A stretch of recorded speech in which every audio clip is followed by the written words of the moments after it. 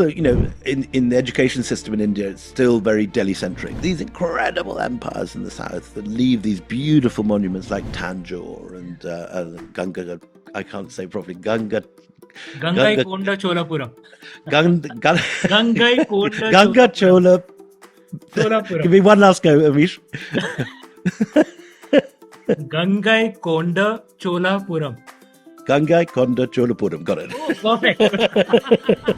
All these places, which are a long way from India, completely transformed by Indian thought. It went not just to China and Tibet, but Korea, Japan, Siberia. The largest Hindu temple of the world still isn't in India. It's in Cambodia. Everyone is speaking to each other at court in completely secular matters in Sanskrit. That an Indian sacred language becomes an international secular language. If there's anyone watching this from the government, is dig Nalanda.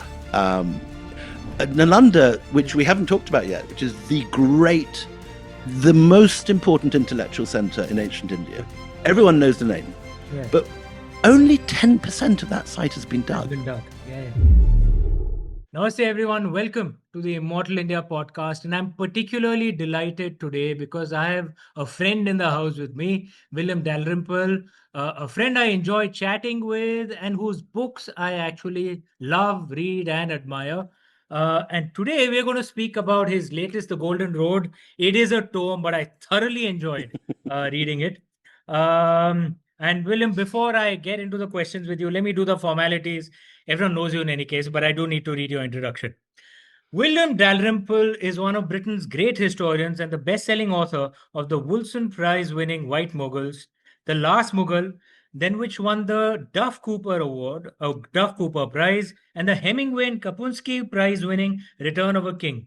A frequent broadcaster, he's written and presented 3 television series, one of which won the Grierson Award for Best Documentary Series at BAFTA. He also won the Thomas Cook Travel Book Award, the Sunday Times Young British Writer of the Year Award, the Foreign Correspondent of the Year at the FPA Media Awards, and has been awarded 5 honorary doctorates. These some awards for the rest of us, man. William lives with his wife and 3 children on a farm outside Delhi, a self-described kabutarbaz.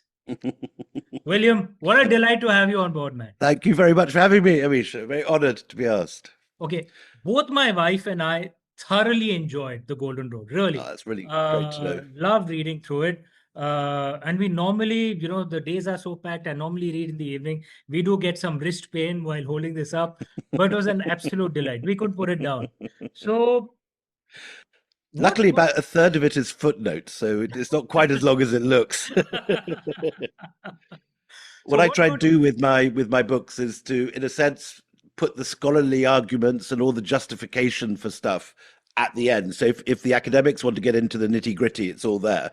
But the narrative and the story and the exciting bit is up front, so that that way I try and satisfy, in a sense, the 2 different audiences. On one hand, general readers like you and Shivani, who want to be able to pick up a book and really enjoy it, but also to have all the grist for the scholarly historians, who love nothing more than to nitpick and also want to know genuinely what where you're getting information from, and is it legitimate? How can you say such a thing? So 1/3 of the book is footnotes. There's 100 pages of footnotes, and so if you're the kind of person that really likes to get into the nitty gritty and the primary sources and the carbon dating for the archaeology and all that sort of stuff, you'll find it at the back. But if you just want to read it on a beach, hopefully you'll be able to do that too. I'm sure. Yeah, what got you started on the Golden Road? And what surprised you most in your research into India's influence on the world, ancient India?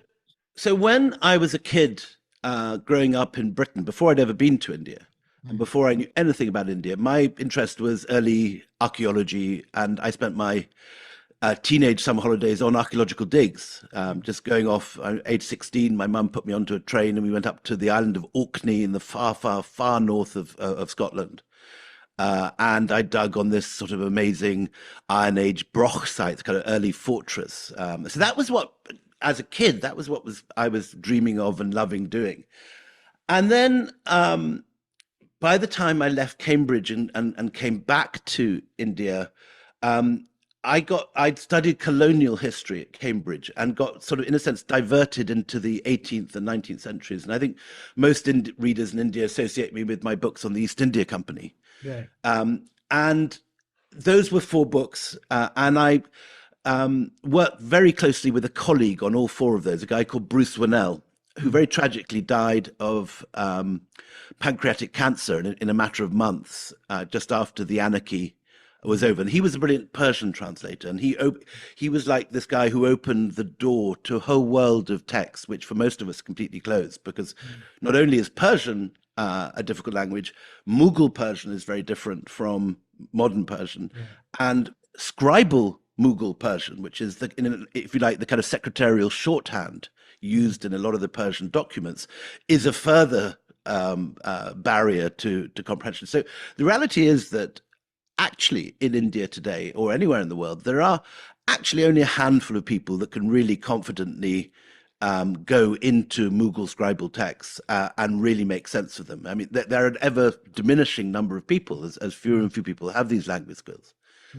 And Bruce had that. And so I was with all four of my colonial books, which are about the end of the Mughal period and the beginning of the Raj. They're very much set in the period which hasn't been so much written about.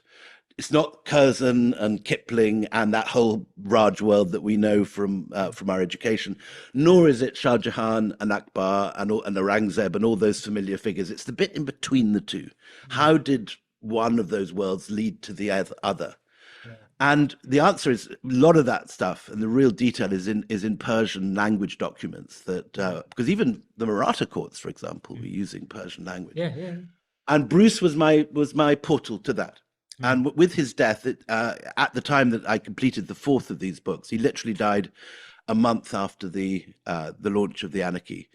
I decided this was a moment, in a sense, to close that chapter, which had been 20 years' work. I started White Moguls in 1999, and published Anarchy in 2019. So it was exactly 2 decades. And I went back to my first love, which is early history, early archaeology, because the stuff I'd first been dazzled with on my very first trip to India, aged 18, were Ajanta, Ellora, Sanchi, these sort of incredible Khajuraho. And in a sense, I think my teenage self would be very surprised to know that I actually ended up for a lot of my 30s and 40s studying the 18th century, which is a period I would have regarded as modern and of no interest at all as a teenager. And like you, I think, Amish, I'm very much attracted by the sort of, that heroic and mysterious nature of the distant past, which just fires the imagination, partly because it's so fragmentary, our knowledge of it. You have to piece things together, and that leaves room for, in a sense, the imagination to fill in the gaps. And just like you with your incredible novels have used the past and mythology to create a whole new world. Working in a different genre, working in nonfiction, with this book, Golden Road. And it was the other thing I should say, it was a COVID lockdown book. I was in my library. All the 4 company books were written from primary sources in archives, but you couldn't get to those during COVID. There was no way you could go into the Indian National Archives or the British Library in London at that time. And luckily, in my house in Meroli, we got a really good library. And so both I in one room and my son Sam in another were sitting there writing our separate books. Now both are published, and I'm very proud that my son has now leapt over me and is #1 on the Indian bestseller list, which is. But both of those were COVID lockdown books, and my poor wife was having to sort of negotiate both these two obsessives in the same house. There's a line I have in one of my books: you never really get defeated by your son; you see a better version of yourself. That's certainly the case in this one. Exactly. So on the Golden Road, and I get the ancient. I had a fascination with history too in college when I was growing up. But in the India I was growing up in, it couldn't be a serious career option. I did an MBA, but I loved reading. I loved particularly non-fiction books, even archaeological books. You don't find that much, particularly from Western readers, outside of a few, maybe Spear. You don't find that much on the influence of ancient India across the rest of the world. That's what you did. Uh, appear just so different. So take me through how this Sure. occurred to you and what are the sources you referred to. You're quite right. So this is not a book about ancient India so much as the effect ancient Yes, yes. India had on the rest of the world. Mm, And the last book, which is popularly available mm. and which you could pick up in a bookshop that really did that, was that 1954 A.L. Basham's The Wonder That Was India, which The again wonder many that was people in read India. when they're at college. Yeah, It's quite dry, but it's also wonderful, and it pulls yeah. together all sorts of different stuff from different sources. And I read that, I think, in my very first year in India when I was, Mm, backpacking around Ellora and this mm, sort of stuff. Um, and it's odd that no one from India has written another version of that book. I mean, mm, because and my theory is that the reason that Indians haven't pursued this extraordinary and fascinating topic is that everyone has a crazy uncle somewhere in India sending WhatsApp forwards about nuclear bombs in the Mahabharata and helicopters in the Ramayana. And this is just a theory, but I mean, it is odd, as you say, that people haven't written this book before. mm. And I think it's partly because I think they're worried for being seen the crazy WhatsApp uncle telling their grandchildren about the internet that the rishis used in Yeah. when they were composing the Vedas, The and it's got a fantasies slightly make bad. genuine knowledge appear incredulous. Exactly. And so I thought about time that someone did and one of the things I set myself to do was I mentioned the footnotes to do a rigorously sourced, Mm, skeptical but full and complete look at India's influence, not just to the West, where mm, things like numbers and so on, and mm, zero, and mm, astronomy and astrology were mm, incredibly important, in medicine, but also eastwards to that mm, whole world that Indians are sort of half aware of, but not mm, very clearly aware of. Angkor Wat, the fact that this strange thing whereby the largest Hindu temple of the world still isn't in India, it's in Cambodia. mm, Um, and I've been endlessly to Angkor Wat, and what you always see there is Indians walking around baffled because on the mm. wall there is Krishna and the gopis, Yeah. the Battle of Lanka, Mm, something you are the great expert on, yeah. the wanderings of the Pandava brother. All these things are on the walls of Angkor Wat, and yet you're 6,000 miles east of India. Mm, This is the early 12th century. And you see these data saying, "Can you tell me, sir, what is it? What is it doing here? mm, why are that? And I don't think, obviously it's not taught properly in the Indian history syllabus because people are constantly surprised to find it. mm, Um, and so in the end, I worked this book into three different sections. mm, The first section is the whole story of the spread of Buddhism, mm, because in a sense that's the most successful mm, idea India ever produced. This was an idea that was born. Well, I suppose the Buddha was born in Lumbini, just over the Nepal border, but he had his enlightenment in Bodh Gaya. He preached his first sermon in Sarnath, just outside Varanasi. So mm, this is a thoroughly Indian set of ideas, and yet it's a set of ideas which totally and forever transformed the rest of Asia. mm, It went not just to China and Tibet, but Korea, Japan, Siberia, mm. all these places which are a long way from India, Yeah. completely transformed by Indian thought. And that influence remains today. So when you go to Japan, people are surprised when they see an image of Ganesh outside a Mm, Buddhist temple. mm, Or if they go to Korea to see these Zen monks mm, performing rituals that were first, performed in one of those Buddhist caves to the north of where you're sitting in Bombay, mm, which was one of the very first centers of Mahayana Buddhism in India. mm, yeah. Um, so that was the first part. The first part was to follow Buddhism. The second was to home in on that whole package of ideas and all that material between about the 6th and the 12th centuries, when Sanskrit, Mm, Hindu kingship, mm, Hinduism in a wider sense, the mm, Indian epics, the Mahabharata and the Ramayana, mm, these take over Southeast Asia. And you mm, have this whole world in what's now Indonesia, in Cambodia, in Thailand, Burma, Sri Lanka, Vietnam, Laos, mm, where everyone is speaking to each other at court in completely secular matters in Sanskrit. mm, Which again is something that I think is not properly understood. That the fact that an Indian sacred language becomes an international secular language. Mm. That it's not just doing Vedas in a Mm. temple, which is Mm. what Sanskrit it started off as. Yeah. It becomes the language that if a Indonesian king wants to propose a peace treaty to the king of Java, Mm. or the queen of Cambodia, or whatever it is, he'll Mm. write a letter in Sanskrit. Yeah. Um, and then the third section is maths, astronomy, astrology, and particularly going westwards. And again, I think Indians are very aware that the number system used everywhere in the world and zero is an Indian invention. But I don't think they're entirely clear about how it got out to the rest of the Mm. world. Mm. And the story is very specifically, well, we can deal with it later in more detail, but the story is very specifically a family of Buddhist abbots from Mm. Afghanistan Mm. who are Sanskrit literate, who studied, one of whose members studied higher mathematics in Srinagar.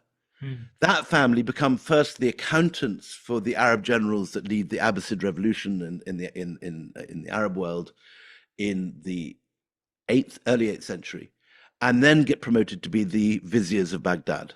Mm. And oddly enough, although no one knows this story in India, everyone knows one of the characters who is Jafar in the It's Disney Aladdin. Kashmiri.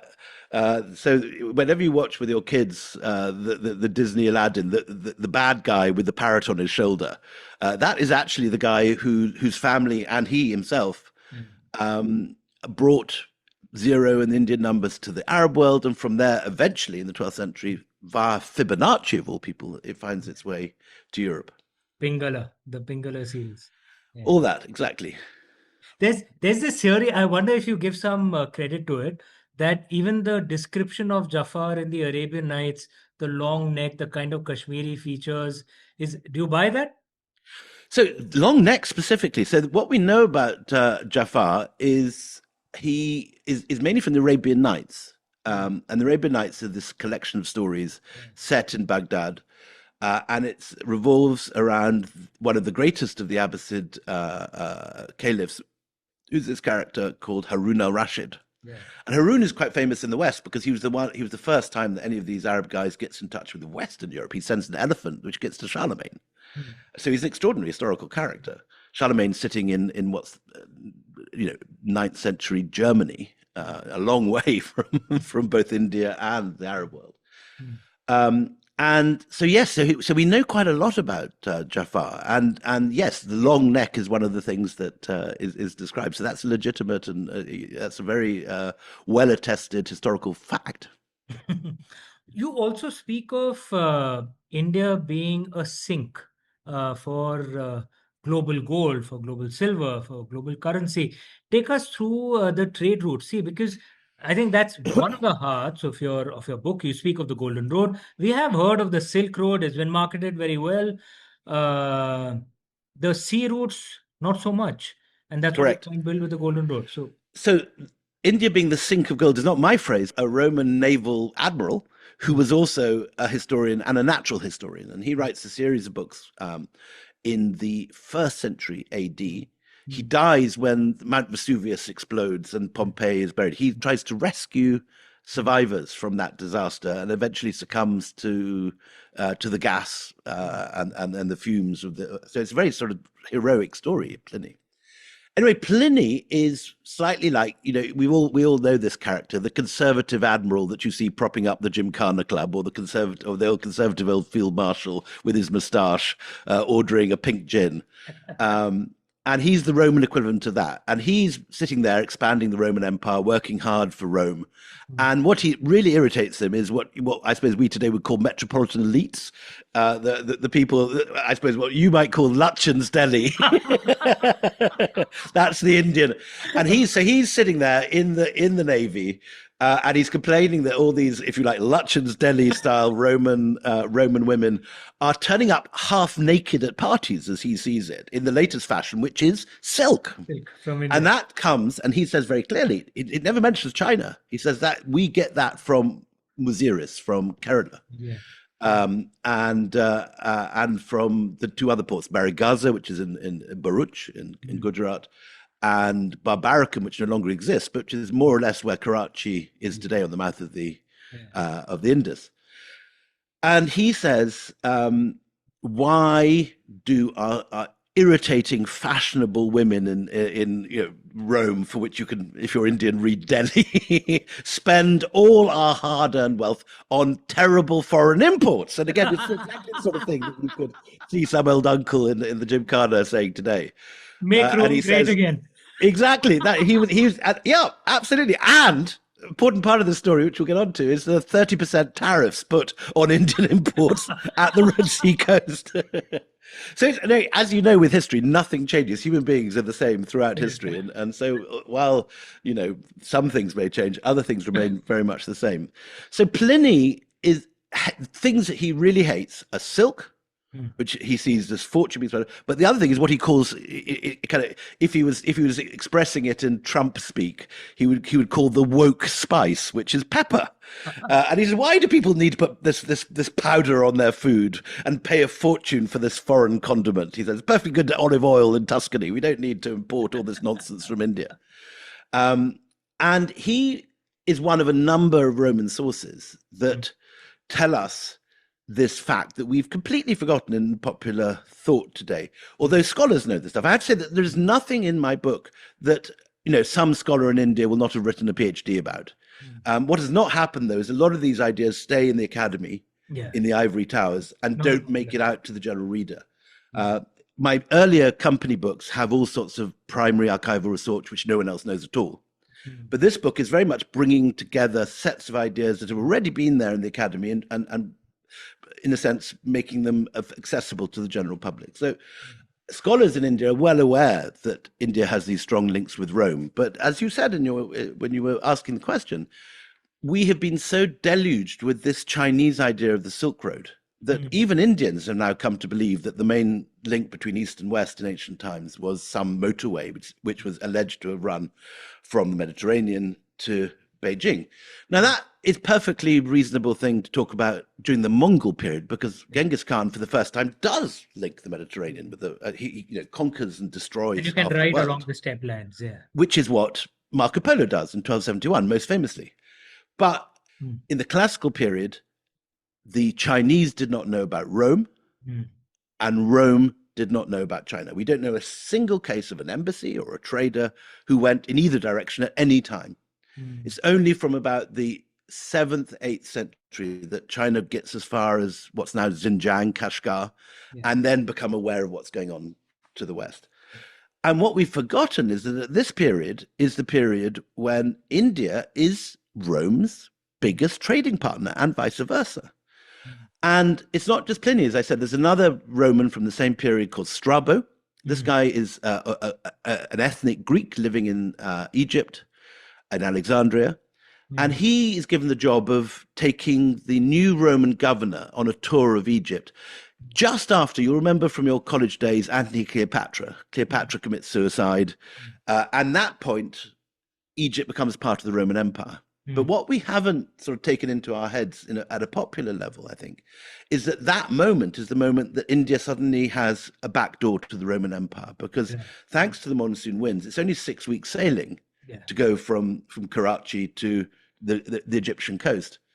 And Strabo says that when he gets to one of the big harbors on the Red Sea, which is a place called Myos Hormuz, and what's important is that it's not even the biggest harbor. When he gets to this port, Myos Hormuz, he sees 250 vessels waiting for the winds to change so they can sail to India. So on one hand, we have this mythology about China and the Silk Road, which at this period did not exist.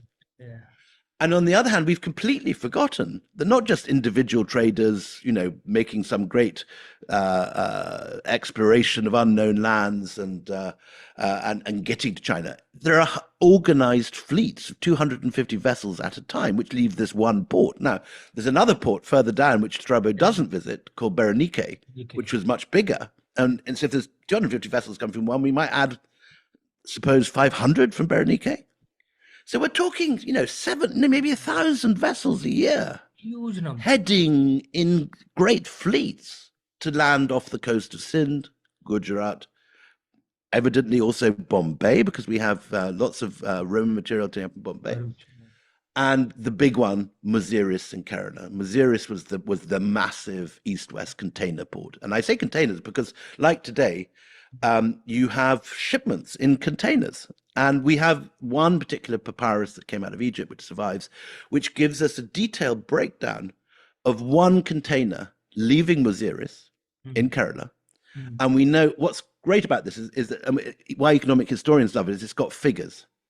So it's just, it's a very, in a sense, a very boring, straightforward document which says what's in a container, but it has three columns: the product, the export, if you like, the price, and the amount that the Romans are going to charge in customs tariffs on the Red Sea. And what's extraordinary about this document is that quite a lot of the basic stuff we knew. We knew that Indians were exporting ivory. We knew that they were exporting pepper. But this lays it out in black and white. And it gives exact prices for what it cost on that day for 250 tons of ivory. So you're not talking about, a couple of tusks. They're exporting ivory, and this is, I don't know whether we regard this as exciting commerce or shameful massacre of India's natural elephant herds, but in a single shipment, 250 tons of ivory. Can you give a sense of the value of one ship for our viewers? So I'm very bad at coming up with figures off the top of my head. The figures are all in the book, but what I do remember from this book is that if you had success, if that container, of which we only have this list, we don't know whether it successfully arrived, it could have sunk, it could have been caught by pirates, but if it got to Alexandria, and if they sold it for the values given in this customs declaration, the owner from that one container would have been able to buy almost any estate in Roman Egypt. In other words, you could become the Elon Musk of Alexandria with one huge successful shipment. With just one ship. Yeah. And there were 1,000 ships. And there were possibly 1,000 ships. We know a description from a small port of 250. Yeah, 750 to 1,000 ships. Oh, man. Yeah. Insane. And so, and it isn't that this is pie in the sky. Archaeologists have dug up every year since the 18th century. I mean, the Brits start seeing the stuff and they take an interest in it because they're from Western Europe. People come to them with Roman coins when, sort of era of Clive and Hastings and people are presenting Brits with these coins that they're finding, which are, in the strange script with images of men that look rather like Clive and Hastings. And these are Roman denarii and solidi, these Roman coins. And the remarkable fact that, again, is not well known, is that there are more Roman coins in Indian and Sri Lankan museums, because Sri Lanka is also a big part of the story. We mustn't just forget that. There are more Roman coins in Indian and Sri Lankan museums than in any other country outside the Roman Empire. And you can go, to the Chhatrapati Shivaji Museum just where you are in Bombay, or the National Museum in Delhi, or the museum in Colombo, the National Museum in Colombo. And there they are. There's whole rooms of these Roman coins, these beautiful gold coins.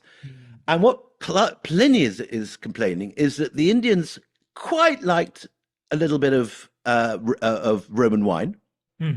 They quite liked something which we have forgotten completely, which is a spicy Roman fish sauce called garum, which we know from the archaeology was being exported in large quantity to Kerala, which seems, fun enough, interestingly, to be very similar to Thai fish sauce. So it's quite possible that the Thai fish sauce that is now so much part of everyone's, sort of restaurant, and they go to the one of those sort of from Rome Southeast Asian restaurants. Actually, this could be a Roman original.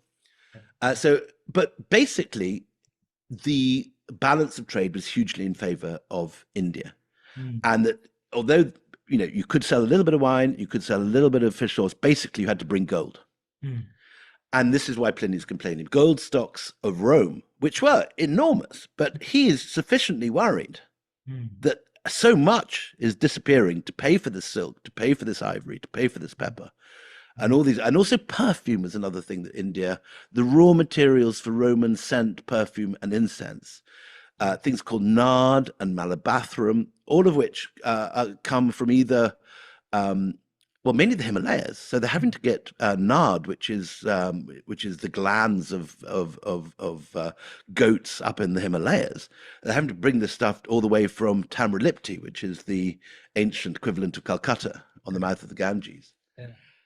So there's all these luxuries, and what Pliny's complaining about is that none of these are essentials. You don't need perfume, you don't need silk, you don't need pepper. They're all the kind of, like when you go through an airport in India and you see all those foreign items in duty free, whether it's Hermes scent or fancy Japanese whiskey or whatever it is. These are ultra luxury goods. Yeah. And Pliny's complaint is, why are we spending all our hard-earned wealth on this unnecessary nonsense? We should be buying shields. We should be buying bigger ships. This is what Pliny's interested in.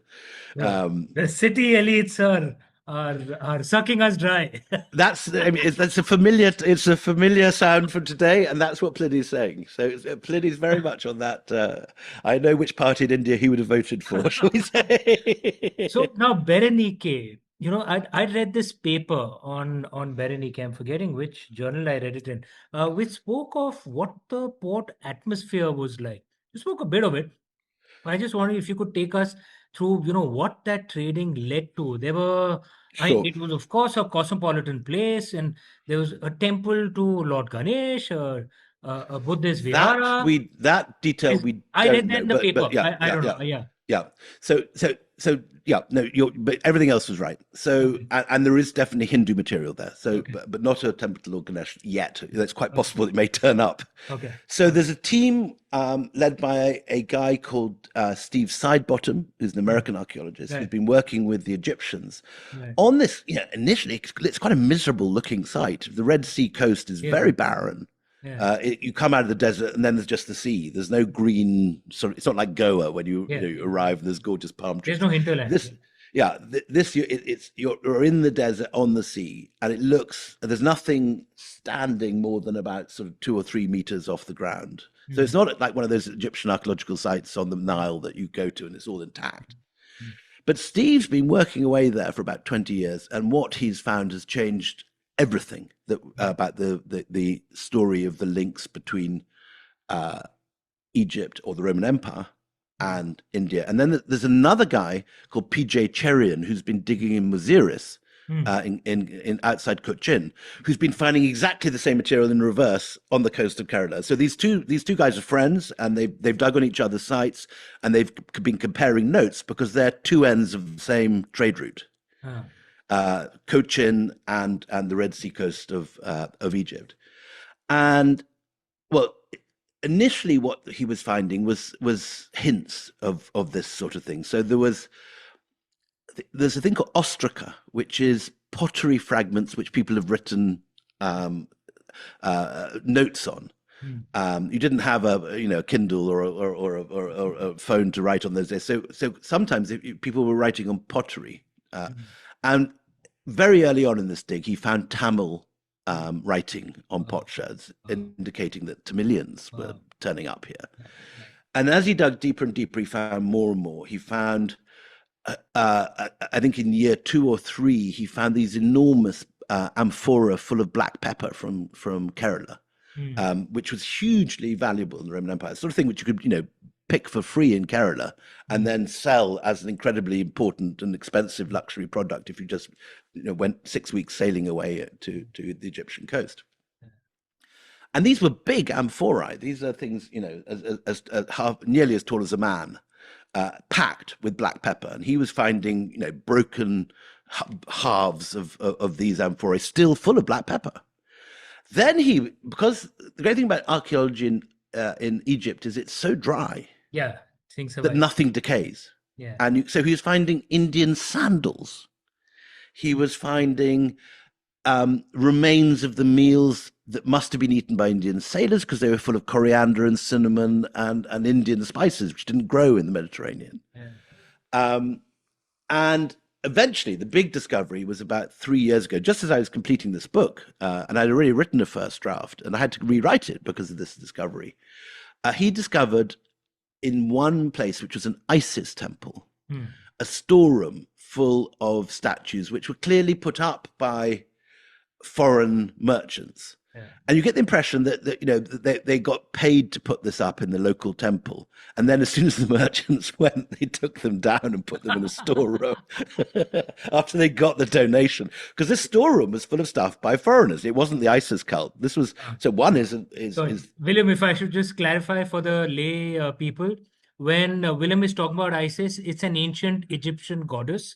Just to clarify, not not to be confused. not the Yeah, terrorist group. Yeah, not to be confused with the modern day. It's an ancient and very great Egyptian goddess. she's the Very Egyptian respected equivalent Egyptian goddess. of Parvati. Yes. She's a mother She's god, the or mother god. Durga. Yeah, yeah, Yes, and yes. it's exactly the same sort of Ancient set of Egypt. I ideas. thought I'll Yeah, just exactly. clarify before people start getting confused. Berenike, but Nothing to do with sorry, William. ISIS, the militant group. Yeah.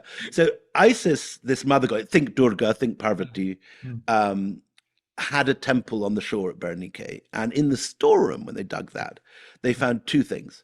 mm. One is an incredibly beautiful, perfect head of the Buddha, Wow.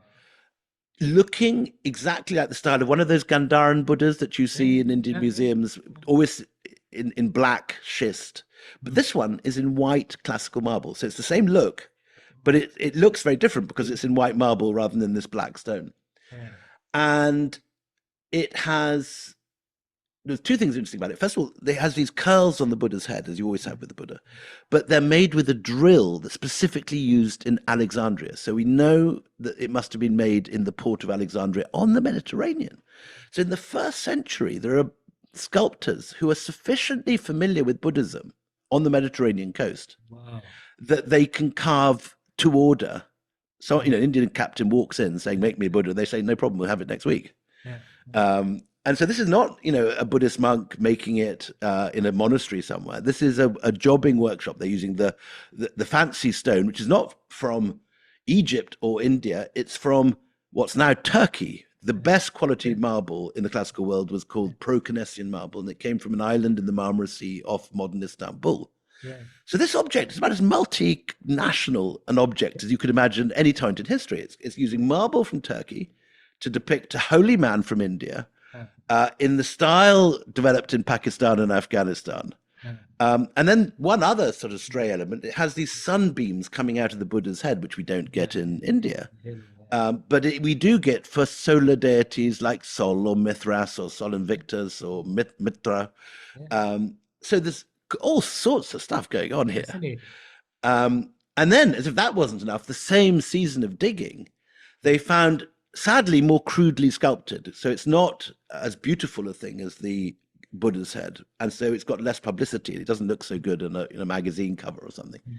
But there's three early Hindu gods at a time before Puranic Hinduism has really taken off in India, when there's still that aniconic Vedic era. In the first century, you look hard. There's only a handful of Hindu images of gods that we have from that period. We have them in some terracottas. There's one in Andhra Pradesh, but it's before the main images have solidified and become the images we know today, which takes place slightly later in the 3rd or 4th century. And we have these three Hindu gods from the Vaishnav pantheon, which will become Krishna and Balarama and so on as Hinduism develops. But you get an early version of those in Berenike and an inscription from a Gujarati ship captain saying he's raised this up, and he says specifically, "I'm a kshatriya, I'm a warrior." So again, this is what some of the earliest evidence we have for the worship of the Puranic Hindu gods at a time when Vedic Hinduism is still prevalent in India. But where's it turning up? Not in India, but in Egypt. And then there's another nice discovery, quite separate from Berenike, which has also thrilled people. I don't think people are aware of, particularly in India. There's been this amazing discovery on the island of Socotra. Now, again, it's probably a place people won't know. If you're going down the Red Sea in the direction of India from Egypt, you're heading towards Aden, which is where, for example, Dhirubhai Ambani made his fortune in the 1950s in Yemen. Always closely linked with India, and has until recently had a very big Indian population, many of which are now in Bombay. And Indian Gujarat. currency was legal tender there till Exactly 50s. that. So in the Red Sea, off the coast of Aden, looking out onto the other shore is in a small island called Socotra, and people always stopped there on their way in both directions because it had fresh water. Yeah. So it was the refueling stop. Same with Aden, made its fortune from refueling tankers, and that's exactly how Dhirubhai Ambani started Reliance, was refueling tankers on their way backwards and forwards. So Socotra was the ancient equivalent of that, and they weren't getting oil, they were getting water when they stopped off. Now, there's a sacred site on Socotra, which is this cave. And people have known this for a while, but it hasn't been properly studied, and it now has, which is this cave contains, I can't remember the number, is it 250 or 450, something like that, fragments of Indian graffiti from this period. Wow. Guys saying Vishnu arrived, or that there's Hindu stuff from Gujarat. There's also Syrian Christian stuff. So, names like sort of, I'm making it up, but Cherian or one of those sort of very familiar Malu names. Zachariah, exactly. Names like that say Zachariah, thanks to the grace of Mother Mary, has made it to Socotra. And then there is a lot of Buddhist stuff, and there's Buddhist monks putting little pictures of stupas, drawing them on the cave. So again, it's a jumble, but it gives us an impression of this huge passage of Indian sailors. And in the Socotra evidence, the Gujus are dominant.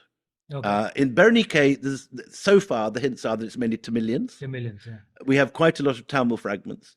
But in Socotra, there's a dominant Guju element. So that same thing that led the Ambanis to Aden in the 20th century, in the early 20th century or mid 20th century, had earlier generations of Gujus coming to the equivalent then, Socotra, in that period. So what I've tried to do with this is to reveal, again, nothing of this would be news to specialist scholars in India. The archaeologists like Himanshu Prabharai have been writing about this for 30 or 40 years. I don't want to in any way claim this is my brilliant new research. It's not. It's all out there in scholarly journals and archaeological papers and so on. And Indian scholars have been at the forefront of this research. And particularly P.J. Cherian, who is someone we should all support. He's this amazing scholar who's slightly run into bureaucratic. The ASI don't like non-ASI people digging the sites. And if I had one plea to anyone, if there's anyone in the Indian government listening to this, is free P.J. Cherian to get on with his dig, because he's someone who has been obstructed by what I would say sounds like jealous bureaucrats to me, although I don't know the details of this squabble. But P.J. has done more than any man alive in India to tell this story. And he's digging this extraordinary Muziris site, and he needs to get the permissions to continue because they've stopped him at the moment, which is, the other thing I'd say, I know you're very well connected, Amish, and that you have many fans in the government. If there's anyone watching this from the government, is dig Nalanda. Nalanda, which we haven't talked about yet, which is the most important intellectual center in ancient India. Everyone knows the name. Yeah. But only 10% of that site has been dug. Has been dug. Yeah. And 90%. It's like having. It's the most exciting archaeological site in India, I'd say. Yeah. It has it's the site which foreigners at the period most wanted to visit in India. We have in the National Museum in Delhi, from the tiny fragment, 10% that has been dug, we have a copper plate from the king of what was then Srivijaya, now Indonesia. Yeah. And he is setting up a foreign college at Nalanda and giving money, giving an endowment, we'd call it in our modern language, for the setting up of an Indonesian college, if you like, on the edge of Nalanda, just like you have in Harvard today, the Mahinda Humanities Center, where a very successful Indian businessman has set up an amazing center for the study of humanities at Harvard University. In early India, you've got a man from Indonesia, a long way from India, 4,000 or 5,000 miles away, is giving 100 villages in perpetuity, and he's giving the money to the king to buy these villages, and these villages have to support Nalanda with milk and produce and vegetables every day to keep the monks going. So Nalanda is this incredible site which people walked from Japan, from Korea, from China. We have details of many monks that made this epic pilgrimage across the world to study in this place with the greatest library in India. And astonishingly, 90% of it remains to be dug. So if anyone with any influence is listening to this, for God's sake, ring up somebody and release funds for and, more excavations in Nalanda. Because and get if this you going. want if you want a positive story of India being at the center of the ancient world and having the India which changed the whole of Asia, Yeah. you'd have thought is the sort of story that any government would want to promote. Yeah. Release funds for the digging of London, build a proper museum there. At the moment, the museum is 1950s shoddy thing with a naked light bulbs and dust It's and not dead good. It's not flies good. in the cabinets and There's a good museum they've just opened in Patna Patna. itself, but Nalanda is Yeah, there's also a scholar called Shailendra. This is a bit of a sidetrack. Shailendra Mehta, who's he's a great researching man. the I'm a big yeah fan yeah of Shalendra. he's Yeah, researching the Nalanda Charter. I've read some of his correct. papers. It's fascinating what he's doing.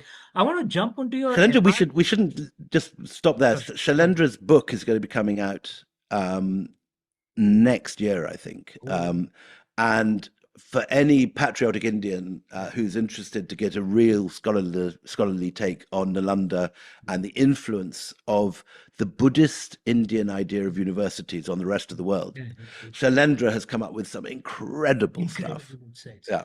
His And for papers are example, when you go to sorry. Oxbridge, this is a tangent, but it's quickly just to do it without we're here. Yeah.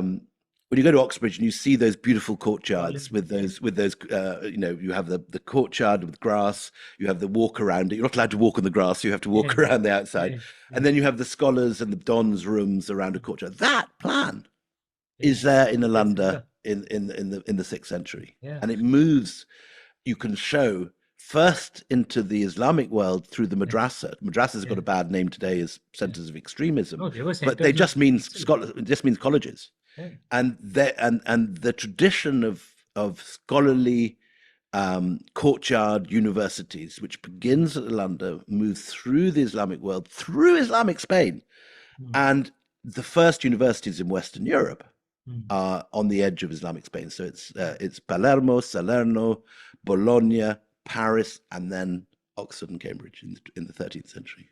Very true. Now, and one of the things I like about Shailendra is whatever it is, from what I can gather from his papers, etc., whatever is used, he goes where the data or the research leads, which is what a good scholar should do. It's one question that I want to ask you, because you go where your data and research leads. So there's many of your books on the Mughal period. You speak of some of the bad things that happened, but you speak of the many good things that happened also, which cannot be denied. There are the cultural achievements, for Sure. example, of of the 18th, early 19th century. These are great and they must be celebrated. So you speak of that too. And you also speak of the Golden Road, which speaks of the influence of ancient India across the world. The first set of books may have pissed off the right wing. The second book may have pissed off the left wing. Are you trying to piss off everyone? Well, I'd say if I'm trying to piss off everyone, I'm doing a bad job in that all these books were #1 bestsellers in India, and the Golden Road sat at the #1 slot for 6 months. So if there are a few fringe characters who are irritated, so be it. But these books have been very successful; they're very popular. No, I think in Indian eyes it looks odd to both write about the Mughals and about ancient India because to some people's conceptions, these are opposed. That one is how things have panned out in India today is that the right is very proud of ancient India, and the left makes more noise about Mughal India. I'm an outsider. I don't have a dog in this race. I've lived in India 40 years, but to me, I just remember as an 18-year-old turning up in India and traveling. So the first place I went, I suppose, was Delhi, going to Humayun's tomb and the Qutub Minar. But then, I was in Gwalior looking at the great Tomar fort. Then I was in Sanchi looking at the Buddhist site. And from my perspective, it's all just, jaw-dropping, amazing stuff. So I don't feel I'm need to take a political position on this. To me, the wonder that I feel going to Nalanda or to the dig site of Muziris or to see the influence of Indian sailors abroad is the same awe that I feel when I see the beauty of the Taj Mahal. Or I would genuinely say that, as an outsider, I can appreciate both without seeing without it feeling a contradiction. I don't feel it's like a football team where I have to support one side or the other and cheer for one and boo at the other, or go to Wagah border and cheer for India and boo at Pakistan, whatever it is. To me, it's all the great cultural achievements of India. And while I obviously am aware of the culture wars going on and how, in a sense, this odd thing whereby one period of history is cheered by one political party and another period of history is cheered by a different one.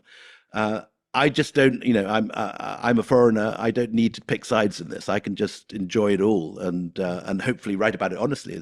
People may disagree with me, and that's their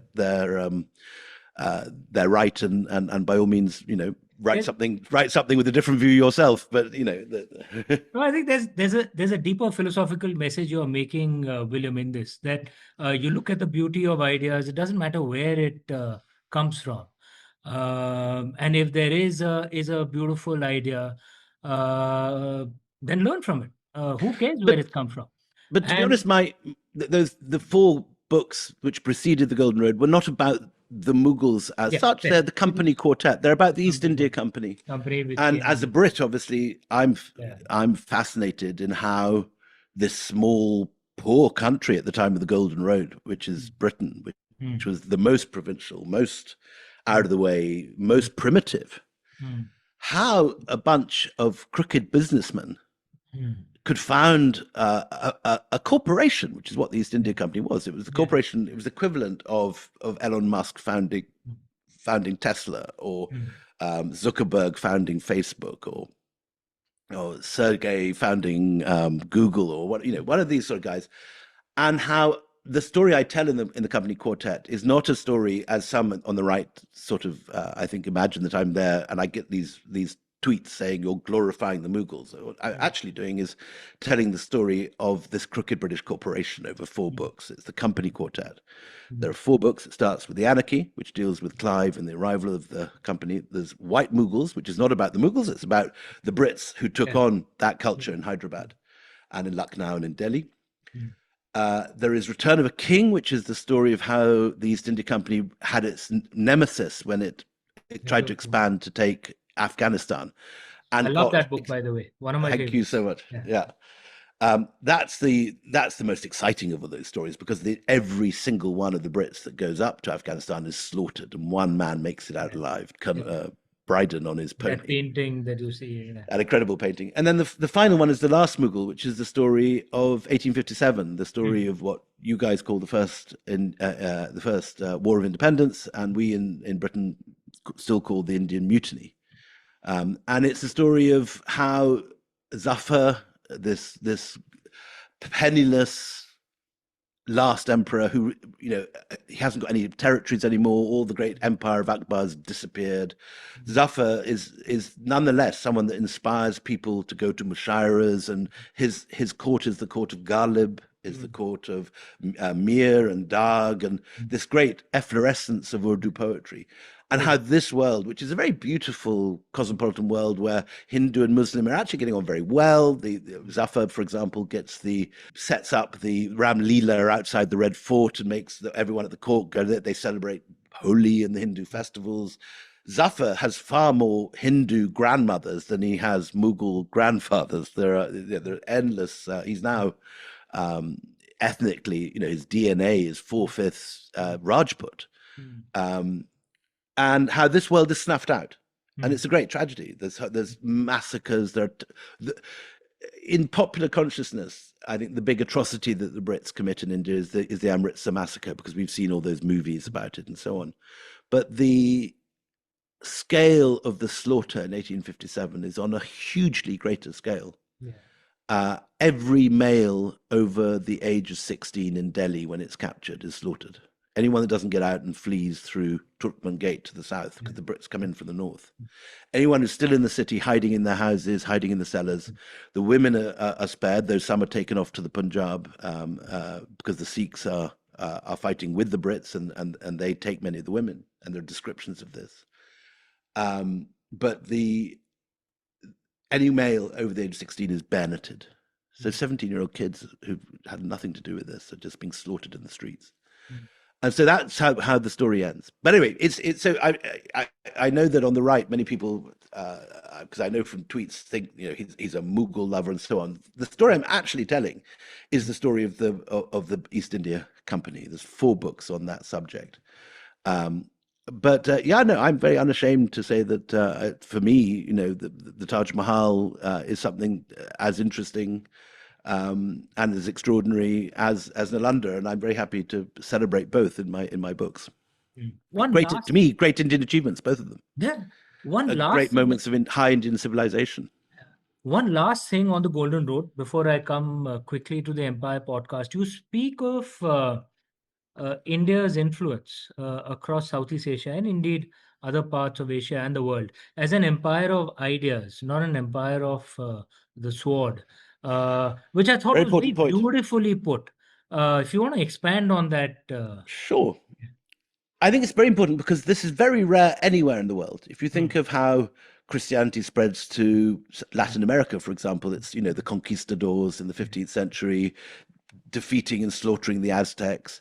If you think obviously about the spread of Islam into Persia, for example, where the old Zoroastrian elite are slaughtered. I don't need to say what happens in India because you guys are well aware of all the stories from that period. Most of the time in world history, ideas, but particularly religious ideas, are spread on the back of imperial expansion and armies. The extraordinary and almost unique tale of the spread of Buddhism, transforming the whole of Asia and bringing with it not just religious Buddhist ideas of how to escape suffering and the Eightfold Path and all that sort of thing, but also bringing Sanskrit and Prakrit and Indian ideas of geography, ideas of Jambudvipa, ideas of the different yugas of time being circular. These ideas are spread right through to Korea and Japan, right up to Kamchatka and Siberia, non-violently, by monks, missionaries of Buddhism, and also, and this is a very important part, and again, slightly counterintuitive, by merchants. Because the early Buddhism was very much the religion of the merchants. The kings always preferred Hinduism because Buddhism tells them to be non-violent, and all these great Rajput warriors love to, show their skill with weapons. And if you have to be non-violent, there's no point for you. You're redundant. But the merchants are the ones who embrace Buddhism because obviously they want peace because they want to trade. And I mean, it's crude way to put it, but also Buddhism allows you to greenwash your sins in the same way that today a big corporation will set up an arts foundation to, gloss over the fact that it's polluted some river somewhere or is putting effluent into the streams or whatever. The equivalent for that for the first century is merchants give an enormous fortune to Ajanta or to some other great Buddhist monastery, to Nalanda, and they get their karma washed. And they get nirvana and get a good rebirth.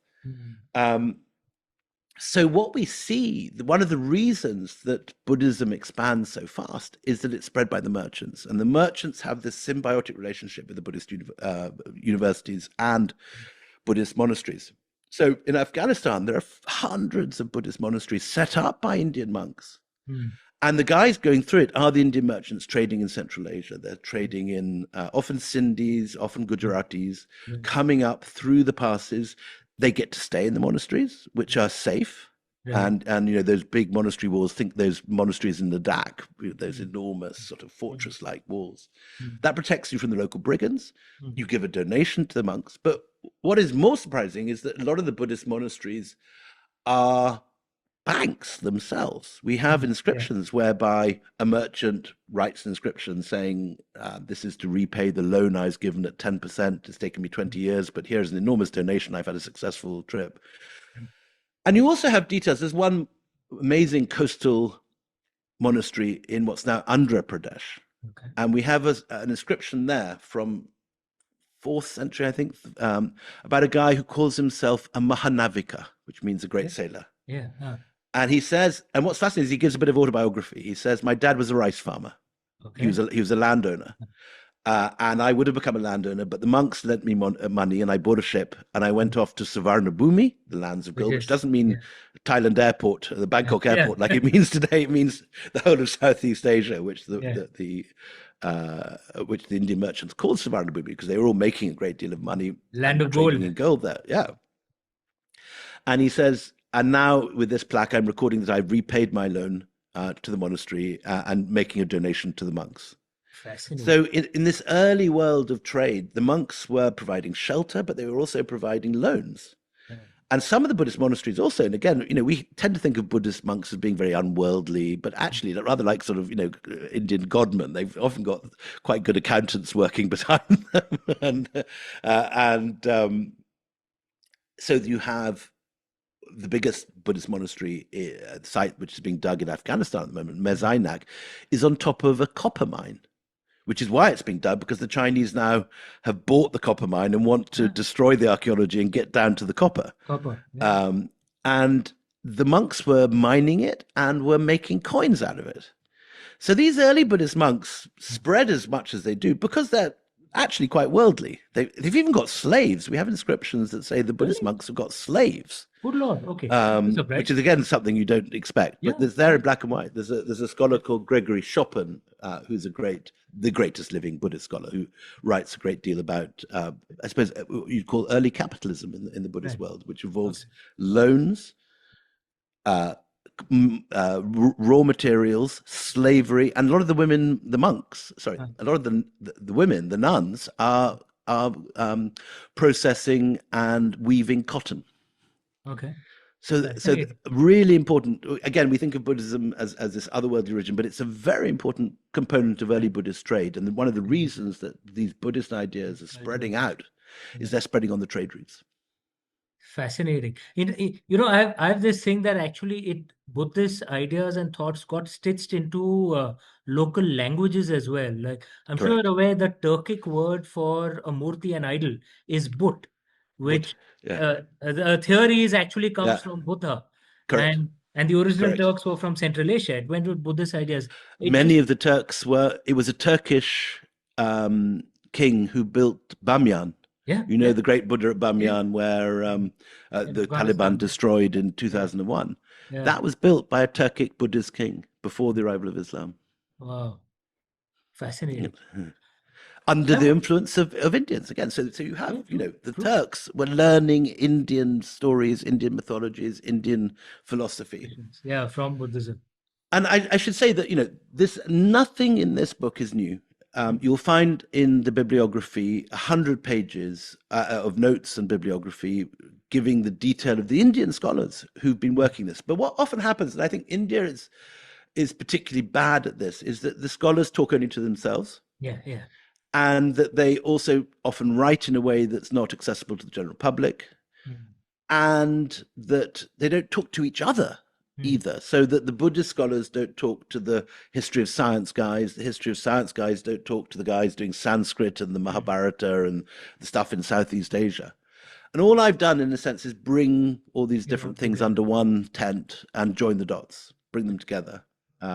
So in some ways, it's my least original book. It's the book which is more reliant on the work of other scholars than anything I've done before. It has no archival research like my other books. But it's because of COVID, living at home, it allowed me to read incredibly widely over a long period of time, and the result was The Golden Road. No, it's written exceptionally well, simply and well. I can't recommend this book enough. Thank you. You guys must check it out. Those who haven't, please do check it out. Some questions on the Empire podcast, William. It was a surprise when I heard the podcast for the first time. I hadn't started a podcast at that time. When I heard your podcast, and even in the first season, I know Anita is a journalist, but you were exceptionally calm and you did it so well. It was like you were a natural at it. What got you into this? Well, I didn't feel a natural at it at all, and I still feel tongue-tied beside Anita, who you say she's a journalist. She's particularly a broadcaster, and her whole professional career has been talking to on camera, on mic, And she is one of the quickest and wittiest people I know. And I feel like a sort of, slow elephant beside this cheetah who weaves so much. She's very Yeah, no, funny. you're fishing for compliments now. No, I genuinely mean it. And each time I feel she's so quick and so funny. So how we did it was we wrote a book together on the Kohinoor. Hmm. She'd been studying a lot of stuff on Dulip Singh, and I'd been studying about the early history of the Kohinoor. We first came together at one of the Jaipur festival events, and I put her, me, and Navtej Sarna, who'd also written about the Kohinoor, on a single event. And suddenly on stage, we all realized this, there's no good book on the Kohinoor, which again, this is one of these subjects that's much mythologized. There's a lot of nonsense talking about it. So Navtej pulled out of the project because he became the High Commissioner in London, and he thought it would be undiplomatic to write a book of Kohinoor while he had that job, and so we missed him. So Anita and I went ahead and wrote this. It's a much quicker, shorter book than my other books, and Anita wrote half of it. But we so enjoyed working together, and she made me laugh so much that when I was offered a podcast by this incredible company called Goalhanger, they're the most successful podcast company in Britain, run by this sports presenter called Gary Lineker, who's a big name in Britain. If you like, the Mandira Bedi of is that the right equivalent of Britain? Mandira Bedi, but taller. And male. And it's just been enormous. There's been a huge appetite for this. And what we talk about is not just the British Empire, but all empires. So it gives us, for example, we've got Anirudh Kanisetti coming on in a fortnight to do the Cholas. And we've got a great series on the Cholas coming up. But most recently, we've been doing Trump shopping list. So all the countries that Trump wants to invade: Greenland, Panama, Canada, and Gaza. So that's been. So we've been doing. Was there ever an empire from Greenland? Well, yes, you could. Yes, America, you can make that case because, of course, it was the Vikings from Greenland who went to Vinland 1,000 years ago. Okay, fair enough. It didn't last very long, and it wasn't a very successful empire. But anyway, it's been this enormous international success, and it's now slightly eating up my life. It takes up because what you do with the podcast, as I'm sure it's same with you, is you start off doing the stuff you know really well. So we did British India, then we did the Ottomans. 2 years later, I'm doing stuff about Greenland. I have absolutely no idea about it. It actually takes quite a lot of work to keep up with it. Yeah. But we have had in 2 years 75 million downloads. Whoa. It's been this, and we're very popular in India. The Indian cricket team is now made to listen to us, apparently, by the captain. So if you haven't checked out Empire Pod, do. What would I recommend? Best start at the beginning. Start with the East India Company episodes at the very beginning of the podcast. Yeah, and I'm certainly looking forward to your Chola podcast coming out. It's a great subject. I think people, in the education system in India, it's still very Delhi-centric. So you get all the stories of all the stuff going on in Delhi. One of the things that irritates me. And no one knows exactly these incredible empires in the south that leave these beautiful monuments like Tanjore and Ganga. I can't say properly. Ganga Konda Cholapuram. Ganga Chola. Give me one last go, Amish. Gangai Konda Cholapuram. Gangai Konda Cholapuram. Got it. Oh, perfect. I actually studied in Tamil Nadu. Did you? Many years. Yeah. You were a fluent Tamil speaker. Yeah. No, I had learned a bit of Tamil at that time. So I'm one of the few North Indians who can pronounce Kadagam properly. I'm very impressed. I am very impressed. I know the Tamil numbers. I've forgotten much of it. And in fact, I have a book coming out on the Cholas, the Chola Tiger. Brilliant. Very soon. Brilliant. I've always been fascinated by that. I'd read Ponniyin Selvan in the 1980s. Really? It wasn't the series. When it in Tamil, you read it? No, in English. In English. Yeah. But I had seen Rajnikant's movie Chandramukhi, in Tamil without subtitles because you don't need subtitles for a Rajnikant movie. So it's the most extraordinary story, and these characters like Sembian Mahadevi, this extraordinary Chola queen. Yeah. Again, not only are our history textbooks very North centric, they're very male centric because obviously Very, in most of history it's the men doing yeah, the running. true, true. But these Chola queens were incredibly powerful, Incredible, and this incredible. image today, which is in a sense the most powerful image that ever came out of India, which is the dancing Shiva.